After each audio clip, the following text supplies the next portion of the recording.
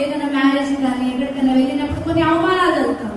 చూసి చూడనట్టు చేస్తూ ఉంటారు, పిలుస్తారు చూసి చూడనట్టు చేస్తూ ఉంటారు, పట్టించుకోరు. మనకంటే ముందు కొంచెం మంచి వాళ్ళని పిలుస్తూ ఉంటారు, మనకంటే ముందు కొంచెం మంచిగా రెడీ అయిన వాళ్ళని పిలుస్తూ ఉంటారు, మనకంటే ముందు మంచి గిఫ్ట్లు తీసుకొచ్చిన వాళ్ళని పిలుస్తూ ఉంటారు, మనకంటే ముందు కొంచెం ఉన్నత స్థానంలో ఉన్న వాళ్ళని పిలుస్తూ ఉంటారు.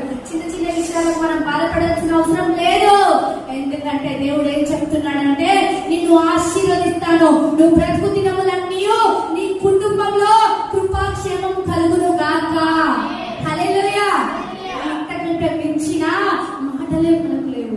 ఒకటే మాట, యెహోవా నా కాపరి, నాకు లేని కలగదు. నా పరిస్థితులు మార్చడానికి, నా కుటుంబ పరిస్థితులు మార్చడానికి, నన్ను నిలబెట్టడానికి, నన్ను వాడుకోవడానికి యెహోవా నా కాపరిగా ఉన్నాడు.